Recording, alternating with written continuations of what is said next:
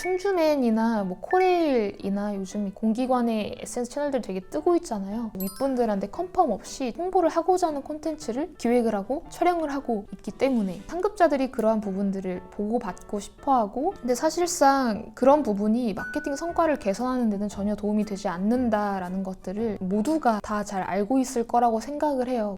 무해하면 다르지 무해하니까요.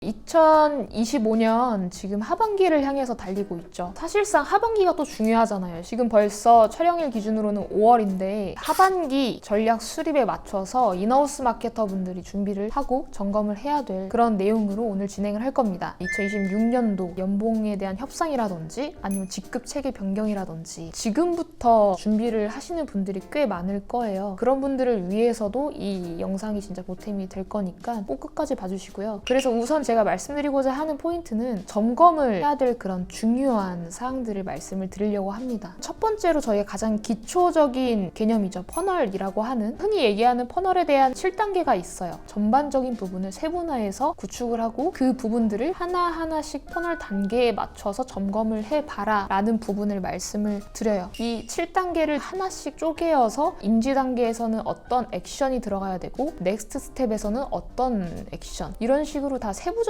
쪼개서 그러한 부분들이 팀 내 프로젝트로 공유가 되어 있는 것들은 되게 드물 거예요. 제가 이제 운영을 하는 그레이 마케팅 같은 경우는 이러한 뎁스를 다 포괄적으로 세밀하게 짜주고 있고요. 뭔가 성과적인 부분이 멈춤이 생겼을 때 정체라고 하죠. 아니면 뭔가 잘 됐을 때 왜 잘 됐는지를 알아야 또 다른 넥스트 스텝을 더 전략적으로 효과적인 방법을 구축을 할 수 있다 보니까요. 우리가 사실상 전환율에 대해서 정말 중요하게 생각을 하잖아요. 그것보다 저는 가장 중요하다고 생각을 하는 포인트는 어떤 구조로 어떤 그런 컨텐츠를 보고 우리한테 유입이 되었고 어떤 방식으로 경로를 타고 들어왔길래 구매를 했는지, 이탈은 없었는지, 체류 시간은, 이런 디테일한 부분까지도 저희가 하나의 퍼널 속에서 다 움직여야 되는 맥락이거든요. 그래서 퍼널을 구체화를 해보시고요. 그 다음에 한 단계 더 세밀하게 진단을 하고 점검을 하셔서 하반기 전략을 수립을 하는 게 지금 현재 굉장히 중요합니다. 또 요즘 근래는 이커머스 시장이 레드오션이라고 하는 만큼 정체가 되면 곧바로 액션을 시도할 수 있는 그런 플로우가 갖춰져 있지 않은 상태라고 한다면 이미 갖춰져 있는 상태로 하반기를 준비하고 진행을 하는 게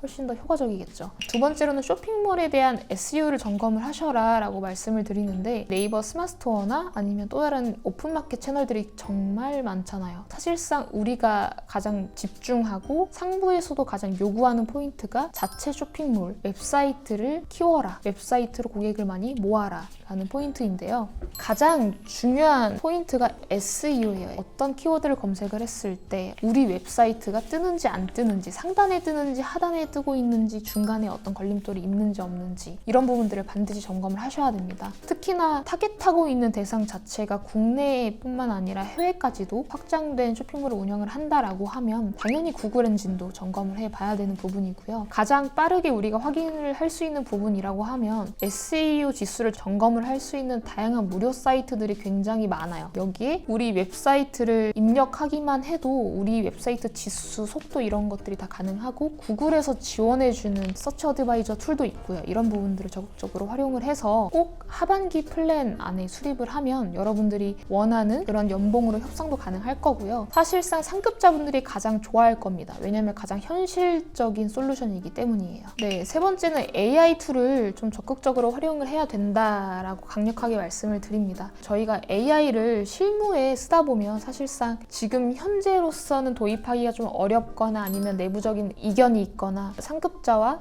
마찰이 발생될 수도 있어요. 2025년도 하반기를 AI를 도입하지 않고 그냥 혼자만 독단적으로 개인 비서처럼 활용을 한다라고 하면 당연히 일에 대한 생산성과 효율성이 떨어질 수밖에 없고요. AI를 도입을 하냐 마냐에 대한 차이로 성과가 떨어지고 오를 수 있다는 점 충분히 인지를 해주시길 바라겠습니다.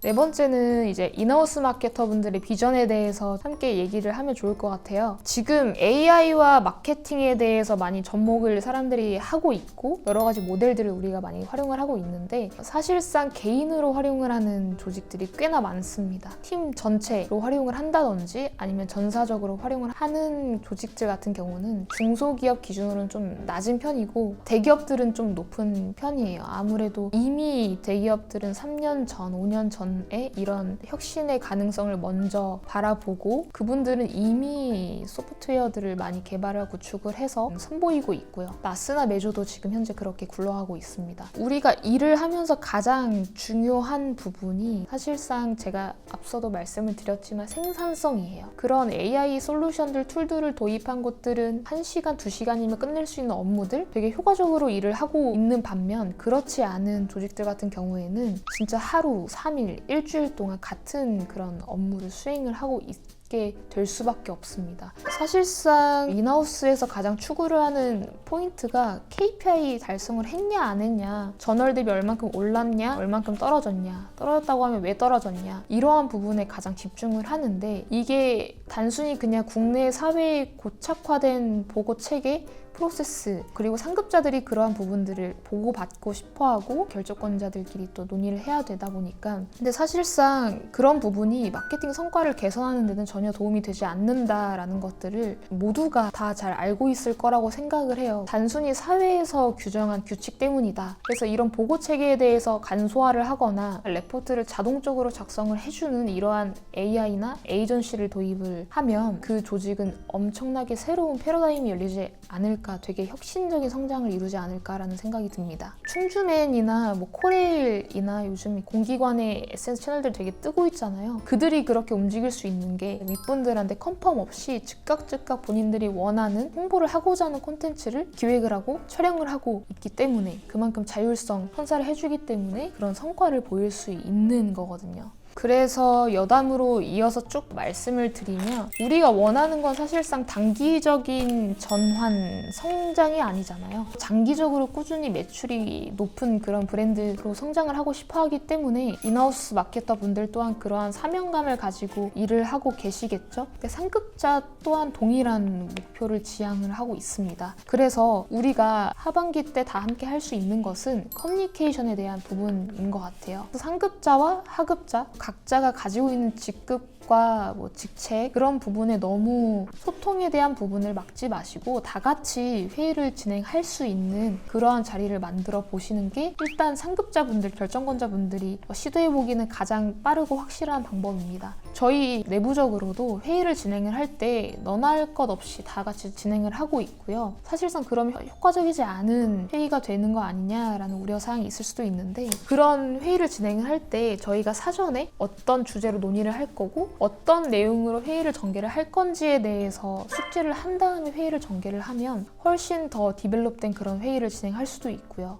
거기서 도출된 결과물 또한 상당히 고도화된 결과물이 도출이 될 겁니다. 그래서 AI 바로 실무에서 활용을 한다라고 하면 슬랙이나 노션과 같이 즉각적으로 활용이 가능한 그런 툴들도 있고 누누이 얘기를 하는 거긴 하지만 엠파랭과 메이크 같은 그런 툴들을 활용을 하는 것 아니면 더 간소화된 버전으로 제피어를 한번 시도를 해보는 것도 굉장히 효과적일 것 같습니다.